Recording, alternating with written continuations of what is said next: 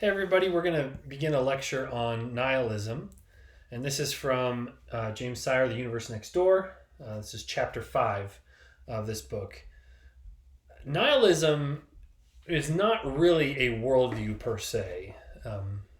When it's included in a book like this, it's basically describing the system of life in which somebody lives who denies a worldview.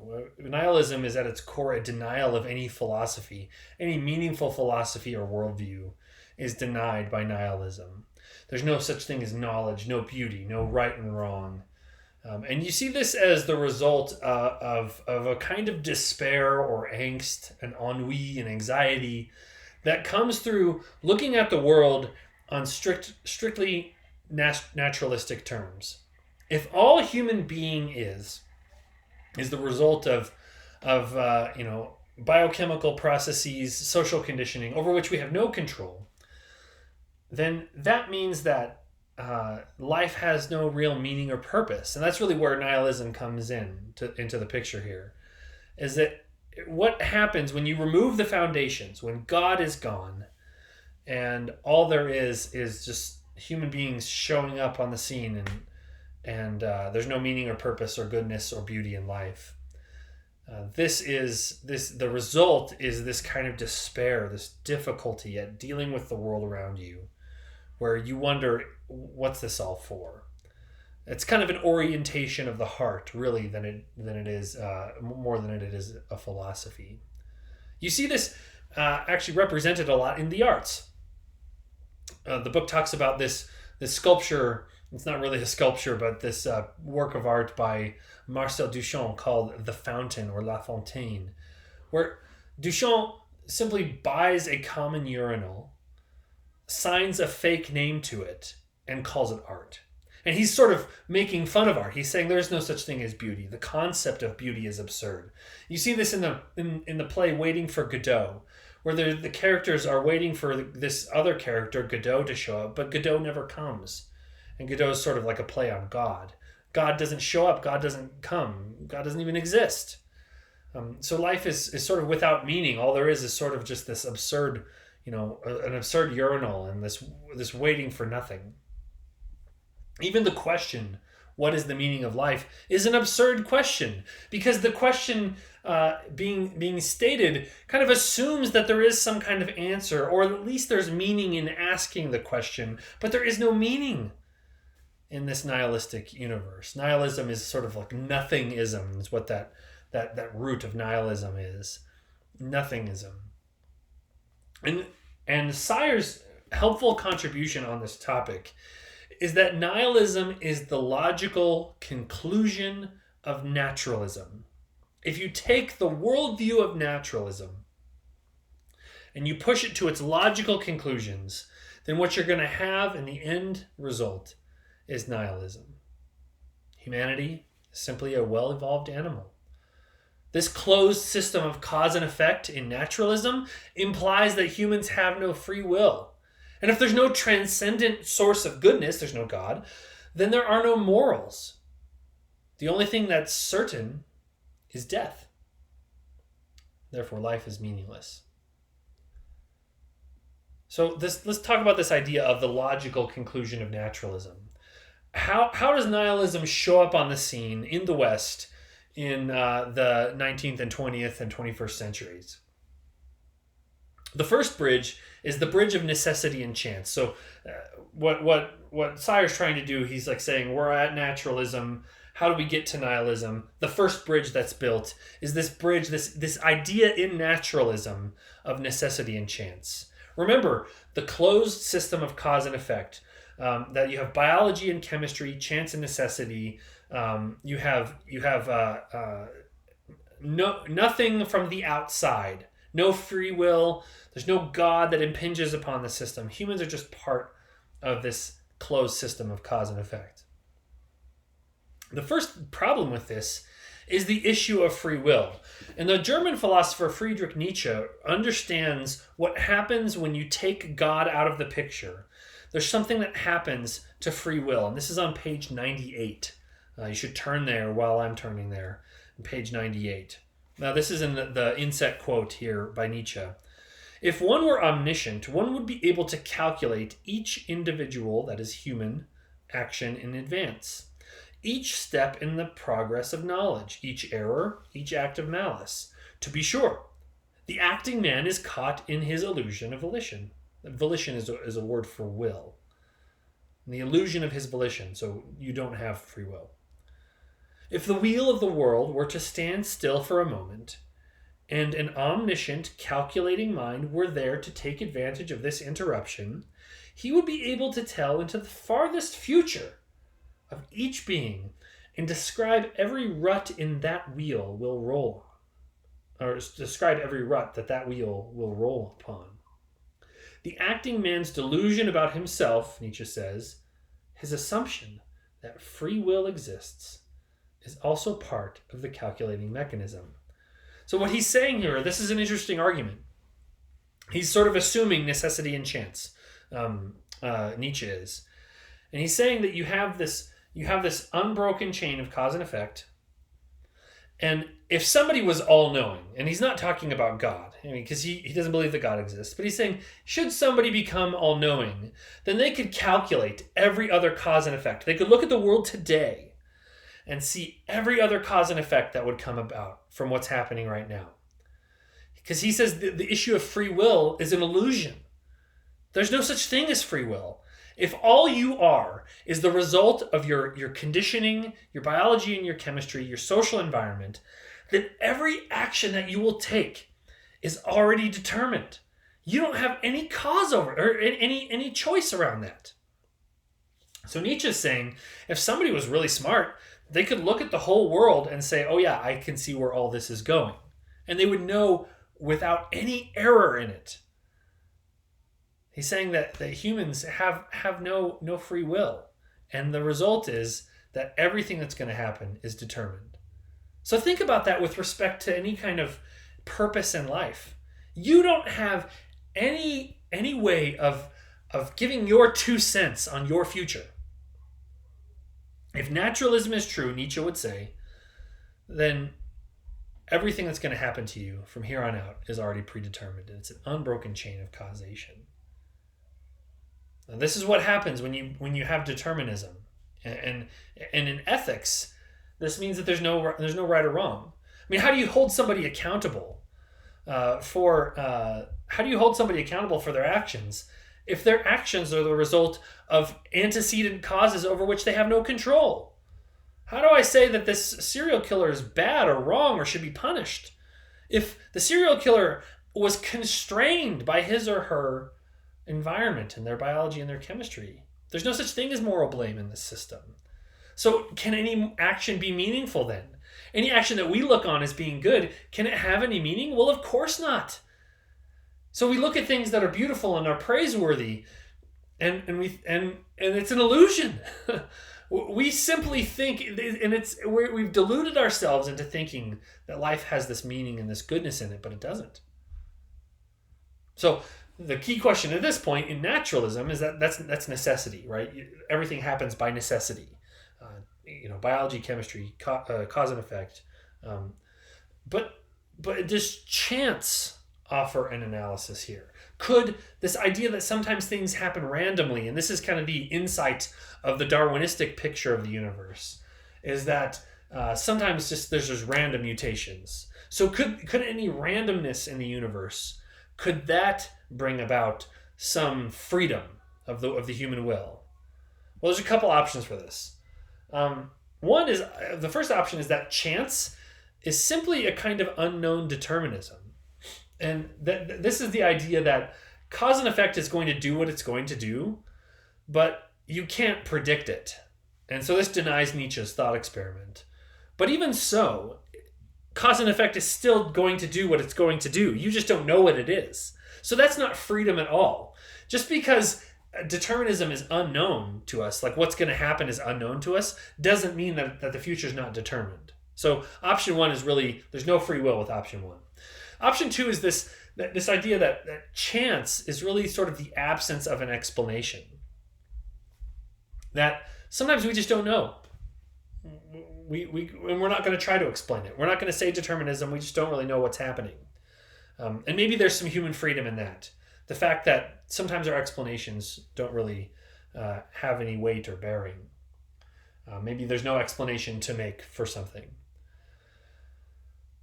This is problematic because in terms of human action, this is not really an explanation at all. It's the absence of an explanation. If there's no explanation for our actions, then how could those actions have any meaning? How do unexplainable actions have any meaning? So even if you want to use the word free in talking about those actions don't actually have any meaning in the world because they're unexplainable, they're unexplained, and unexplainable really in principle. And so if you can't even explain them in principle, then to call them free doesn't really mean anything. You're just kind of throwing words against the wall. This is something that's helpful. I think this is on page 102. This is a good summary of what Sire's argument is with respect to human will, human volition. And he calls this volitional nihilism. Remember, volition has to do with the will. This is a summary towards the middle of the page. The first reason naturalism turns into nihilism, remember the bridge, is that naturalism does not supply a basis on which a person can act significantly. Rather, it denies the possibility of a self-determining being, like a human, who can choose on the basis of an innate self-conscious character. That means that I have the ability to choose something because I have that capacity in me.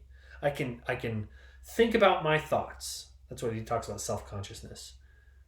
It denies that. Humans can't choose on that basis. We are machines, determined or capricious. Capricious is like who knows what we're going to do. But that's an absence of an explanation. We are not persons with self-consciousness and self-determination. You cannot decide what you want to do and act upon it. So this is volitional nihilism. Now let's talk about the second bridge. The second bridge is what Sire calls the great cloud of unknowing. He says, if the material world is all there is, then why would we think that matter could lead us toward an accurate understanding of the world around us? And this is, you had a little bit of a discussion on this last week when we talked about the evolutionary argument against naturalism. So there's a couple of things here. But this idea that if the material world is all that there is, then how could we know anything at all?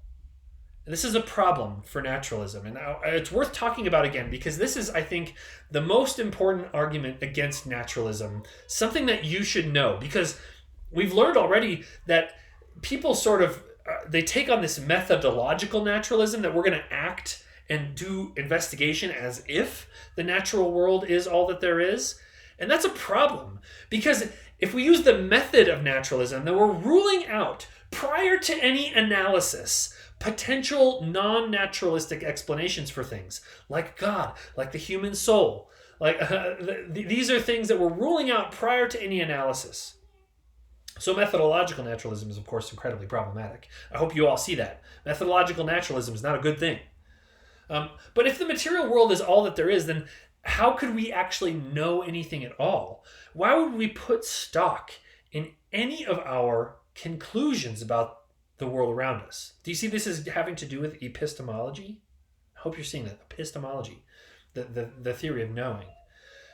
Naturalism should make us incredibly doubtful or incredulous about any knowledge at all.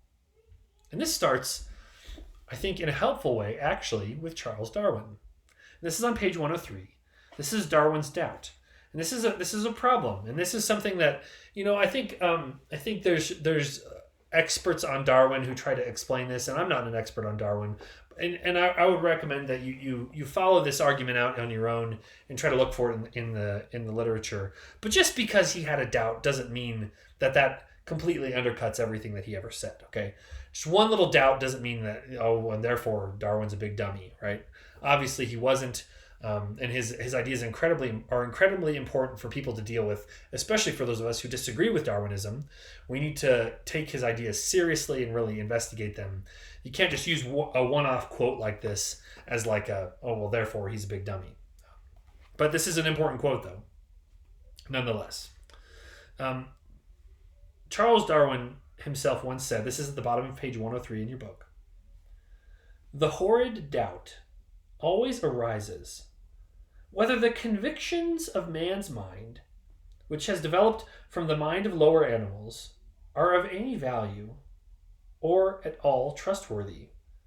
Would anyone trust the conviction of a monkey's mind, if there are any convictions in such a mind?" What he's saying is that if human beings are merely primates, and we're the result of the evolutionary process from lower primates, why would we care about our conclusions? Why would we think that our conclusions are true? Are our beliefs even accurate? Given this naturalistic picture, again, because theism doesn't have this problem. Because for theists, you could say, like, I'm made in the image of God. God's a knower. He made me to be a knower. It's pretty simple. I'm not saying it's that simple, but I mean, it's the worldview backs up humans as significant epistemic creatures. But in naturalism, it's hard to see how we can know anything at all. Why would we trust our cognitive capacities if our cognitive capacities were not designed to accurately understand the world around us? Why do beings evolve? Why do species evolve? They evolve based on either chance or natural selection. And natural selection selects for advantageous mutations. Advantageous mutations are things that help you fight, flee, feed, and reproduce. None of those things has to do with an accurate understanding of the world around you. And so Darwin's doubt is that, like, if this doubt arises where I think if we're really the result of just lower primates, then why would we trust our thoughts about anything at all? Now, C.S. Lewis has a reaction to this, and I think it's kind of important too. This is on page 104. This is the block quote on 104. "If all that exists is nature, the natural world, the great mindless interlocking event, if our deepest convictions are merely the byproducts of an irrational process, it's an irrational process, then clearly there is not the slightest ground for supposing that our sense of fitness," he's talking about mental fitness, "and our consequent faith in uniformity tell us anything about reality external to ourselves." He's saying if the process by which we came into being was irrational, that is undesigned, then why would we trust our ability to properly understand the world around us? Our convictions, he goes on, are simply a fact about us, like the color of our hair. If naturalism is true, we have no reason to trust our conviction that nature is uniform. Do you see what he's saying? He's saying that all of our knowledge is at risk if naturalism is true. Even our logic is at risk. Our ability to say A is not non-A. Our ability to say either A or non-A. These are problems that are created by the fact that we are simply the result of an irrational process. If the process was irrational, why would we think that we are rational? And this is exactly where Alvin Plantinga goes with the evolutionary argument against naturalism. You've had a couple lectures on that, but what Plantinga's larger argument is, of course, is that there is superficial discord between Christianity and science, superficial, but there's profound concord. Throughout the history and philosophy of science, in the Christian worldview, there's all of this Christian support for the results of science. Christians should be champions for science, and there's weird Christians out there who are science deniers. But those people notwithstanding, the Christian worldview is incredibly hospitable to the scientific endeavor. But Plantinga says there is superficial concord between naturalism and science. And that's because of methodological naturalism, which again is a problem. But there's profound discord, profound discord. And it's because of this basic problem that if human beings are the result of evolutionary processes, then and those processes are irrational, unguided, then we should not trust our cognitive capacity to properly understand the world around us. We should be skeptical about everything. In the same way that if a monkey started telling you what happened in the news today, you'd be like, what does this monkey know about the news? Right? You would assume that the monkey is irrational, doesn't have anything helpful to say about anything. You would distrust all of the monkey's conclusions. And basically, on Darwinism, we're in no better boat. So here's a good summary on page 106. Page 106. The whole point, this is about a third of the way down the page. The whole point of this argument can be summarized briefly. Naturalism places us as humans in a box. But for us to have any confidence that our knowledge that we are in a box is true, we need to stand outside the box, or to have some other being outside the box provide us with information. Theologians call this revelation. Again, Christianity has no problem with this. But there is nothing or no one outside the box to give us revelation on naturalism. And we cannot ourselves transcend the box. Ergo, epistemological nihilism. Epistemological nihilism. This is an important thing for you to remember. We have volitional nihilism, that is that we have no free will. And epistemological nihilism, we have no knowledge. Do you see why somebody would be depressed in this world? Why somebody would have anxiety in a world like this? And if you're thinking about our world, you should be. Because the younger generation of people in North America is incredibly anxious and lonely. Why are they that way? Because everybody has taught them their entire life that there is nothing special or distinct about human beings. And any belief that there is merely an existential leap of faith. So if you look at that world and you say it's meaningless, it's purposeless, it was undesigned, or maybe if you're a deist, God is aloof and uncaring, doesn't have anything to say about our world, then you would look at your life around you, and say, so I work really hard and then I die? And that's a little bit depressing. I learn all this stuff at school, but I don't actually know anything? I think I'm making all these meaningful decisions, but I don't actually have free will? Do you see where this is going? This is why nihilism is incredibly important for us to understand. The third bridge, remember the bridge from naturalism to nihilism, is the bridge of is and ought. Is and ought.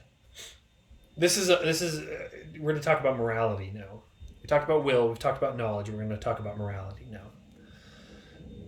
In this is and ought bridge, it starts with this idea that what is cultural anthropology telling us? Cultural anthropology is an incredibly interesting discipline. At some point, it'd be really cool to take a class in it. I hope you'd get a chance to do that. Cultural anthropology is incredibly fascinating, but it looks at cultures and it tries to determine how do various beliefs and systems and practices and rites and rituals, how do they develop in cultures? You study human beings and you make observations about how human systems operate. Well, cultural anthropologists, when they look at the issue of morality, they look at human beings and they say, essentially, what you believe about right and wrong is simply a matter of which culture you were raised in. That's sort of conventional wisdom. Hopefully that's conventional wisdom. If you think about yourself, you were born into North America. Many of you were born into Christian families where the Christian version of morality is sort of just how you were raised. Now, some of you that doesn't apply, but for a lot of us, that's true. Why am I kind of predisposed to thinking that marriage is between a man and a woman for life with openness to children. Well, it's because I was raised in a culture where that was how things were taught. Um, Now, if you think about if you were born to Salafi Muslim parents in Saudi Arabia, what would your views on the status of women be? Probably that women have a place that's different from, perhaps even inferior to, the place of men. And your moral views on that would be simply a matter of which culture you grew up in. And so you can't take any credit for like being a good feminist because it's pretty plausible to be a feminist in the United States. It's like pretty easy. It's not like, hey, I'm really important because I'm a good feminist. It's like, well, you're raised in this culture. But if you're raised in Saudi Arabia and you become a feminist, it's like, well, hey, maybe you really thought this through. All right, that's simplifying it, of course, but that's conventional wisdom. Hopefully, that's like not too hard for you to understand. Just sort of how people think about it. Well, what's happened in our world is that people look at this conventional wisdom as that morality is basically a matter of which culture you were raised in. And they make prescriptive rules about morality based on that cultural anthropological insight. They'll say, hey, since morality differs from culture to culture, that is what people believe to be moral, differs from culture to culture, therefore, what is moral differs from culture to culture. And that's where most people should have a problem. Because if you could think of a culture where randomly murdering people was the norm, then you would say, well, yeah, regardless of which culture I was brought up in, that's wrong, right? If you have a culture where people are discriminated against based on the color of their skin, you say that is wrong. That's wrong, regardless of what culture you come from. If you're looking at any other culture in the world around you, you say, yeah, some things are wrong. Cultures that practice female genital mutilation are wrong about that. That doesn't mean they're wrong about everything, of course not. But you would say, hey, look, just because they believe that that's good doesn't mean that it actually is good. But cultural relativism would say, well, what is moral differs from culture to culture. You're not a part of that culture, so you can't tell them what's right or wrong. This is a common view too. It goes from this descriptive analysis, what is believed to be moral differs from culture to culture, and it turns it into a prescriptive analysis. What is moral differs from culture to culture. It's a common view. Now, it collapses on itself, of course. Cultural relativism is incredibly problematic. For one, why should we care about what different cultures do? Why should we care about different practices in different cultures? Well, according to the cultural anthropology, is that we should respect cultures. We should respect different cultures. They have inherent value. Well, you've introduced an objective moral claim there, that all cultures should respect all other cultures. Do you see how that takes it out of this, like, in this culture they do it this way analysis to saying, hey, all cultures should respect other cultures? So that collapses cultural relativism. Okay, there's at least one universal moral belief, and that is that we should respect cultural differences. And when I say universal, I mean that it applies to everybody, not that everybody holds it. Now, let's talk about science. So that's cultural anthropology. Let's talk about science. How does science describe the world? Well, science is really good at describing the world. That is, that science can look at the world and say, when A happens, B results.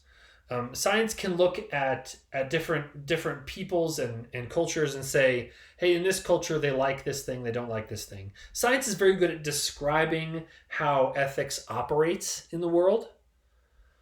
But science can't give you right and wrong. This is the domain of ethics. And this is the is versus ought distinction. This is an incredibly important distinction, is versus ought distinction. Science is good at describing the is, how the world around us operates. It's not very good at describing how the world ought to be. So science cannot give us moral prescriptions. It can only give us moral descriptions. And so if you think about this, in this world, this naturalistic world, why would somebody become a nihilist? Because they say because nihilism is basically admitted. Yeah, of course, there's no God. All there is the naturalistic world around us, and science is this great arbiter of understanding the natural world. Well, what does that mean then for morality? It means that there is no morality. There's no right and wrong. There's just my opinion versus yours. Science can't tell us how it ought to be. Science can only tell us how it is. It can't tell us what goodness is. Science can just tell us that, hey, some people believe that this is right. Some people believe that this is right. It can't tell us how it all ought to be. So that's an important is versus ought distinction. Science is terrible at doing ethics, and it should be. It's not what science does. Science is great at other things. Now, another problem is the ought implies can distinction. The ought implies can. Whenever you have a sense of moral duty, that implies that you actually can act according to that moral duty. Think of the duty to love one's neighbor. If you have this, if it's a real moral duty that one ought to love one's neighbor, then having that duty implies that you have the capacity to act in such a way that you can be loving towards your neighbor, right? Think of the moral prescription against murder. That if it's really wrong to murder, then that implies that you are actually able to refrain from murdering. The problem with naturalism, though, is that in naturalism, you have no free will. So you are unable to love your neighbor in some cases. And the person who is able to love their neighbor, they're not morally praised for that because they were constrained by their biology and their chemistry. They were constrained by the social situation that they were raised in. If somebody avoids murdering, you don't say, hey, they did the right thing in there. And for somebody who actually murders, you don't say, hey, they were really wrong, because they're unable to act otherwise. If you have no free will, there is no such thing as morality. If you have a moral obligation, that implies that you can follow through on that moral obligation. However, on naturalism, you are unable to follow through on that moral obligation. Therefore, there is no such thing as that moral obligation. And so the summary of all of this is that on this third bridge, it leads to ethical nihilism. There is no such thing as goodness. That's a problem. This is the result of taking naturalism seriously. It means that there's the loss of meaning. Humanity has no creator, so there's no values. There's no such thing as value. And Sire makes kind of an important note here. He says that most naturalists, people who deny the existence of God, they don't take their naturalism seriously enough. And they should. These are the things that we should expose about naturalism, and not to be jerks about it. We should expose this in very loving and kind ways, to let people who are naturalists see the logical results of their worldview. Francis Schaeffer called this taking the roof off. That at some point, when it's raining, you have to take the roof off so that the person in the house can see where they've decided to live, and let all the elements just fall on them. And you don't do this to hurt the other person, and it's not a game. It's not something that you should derive any pleasure out of. But it's something that you do lovingly because you hope that people will see the logical conclusions of their worldviews. Now, there's some inner tensions in nihilism. We've talked about this a lot already, but Sire ends with these five things, these five kind of inner tensions, and these are really where you should focus your analysis. The first tension is this tension about choice, about will. The tension is that are any choices justified? Because if everything is meaningless, then that means that anything goes. But every action that people take is kind of a choice that creates subjective meaning. That is, that if I act in such a way, it creates to me the feeling of choice. But if everything is meaningless, then can I even act? How does one even try to choose if the choice requires some sense of meaning? Are any choices justified? That is, for the nihilist, if you're going to be a nihilist, if this is like, all right, I'm just going to be a nihilist, then even that decision to be a nihilist may not be justified, because that implies some kind of choice, some kind of ability to say like, hey, look, I'm gonna just go with the logical results of my worldview. Can I even get out of bed in the morning? And this leads to kind of the second issue that's sort of a tension in nihilism, is that should nihilists trust their thinking? Because the naturalism, again, doesn't lead us towards truth. And so the belief that the universe is meaningless, which is a nihilistic belief, the belief that the universe is meaningless is based upon a logical analysis of naturalism. I'm just taking naturalism and following it to its logical conclusion. And so why should I even trust that thinking, though? Because that my thinking is meaningless. So that's a problem too. Humans, this is the third one. Humans also seem to have a limit to their nihilism. You see this in the story from Catch-22 that's mentioned in the book, where there's this desire that God exists. There's this, at least people want to at least have a thought about there being such thing as meaning in the universe. And that seems to be the case, that even people who would like accept all of this logical analysis about naturalism, they still love their kids. They're still good citizens most of the time, and they are kind people. Humans seem to have a limit for their nihilism.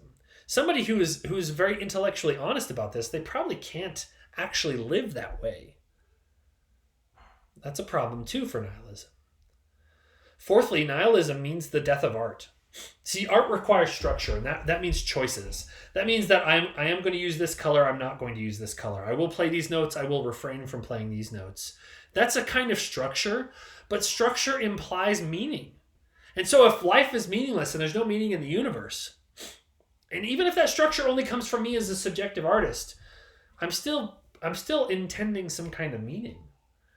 And on nihilism, I can't, because there is no such thing as meaning.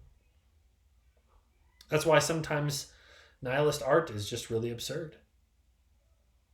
And finally, nihilism implies psychological problems. How could one actually live this way? And a big question for nihilism is, why should I not just commit suicide?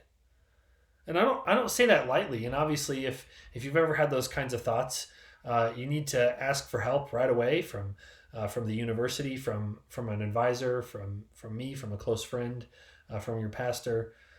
But on nihilism, why should anybody continue to live? Because if life is meaningless and there's no goodness and humans don't have any value, then why should we not just commit suicide? See, committing suicide even is a choice. That implies that somebody's making a meaningful choice. And refusing to commit suicide is also a choice. It means that I've committed to some kind of meaning. And so how could you actually live this way? And any worldview that implies this level of psychological problems is really deeply flawed and problematic. And of course, that's why nihilism isn't really a worldview. It's denial of worldview. Anyway, I hope this analysis has been helpful for you. Obviously, this isn't a very sunny lecture. This isn't something that's very fun to talk about. But we need to understand what the logical results of naturalism are. Naturalism is going down this pathway. And the good philosopher is somebody who will say, hey, naturalism means all of this other difficult stuff too. And of course, we want to do that in a very kind and loving way. God bless you. I hope you have a great weekend, and reach out if I can help with anything.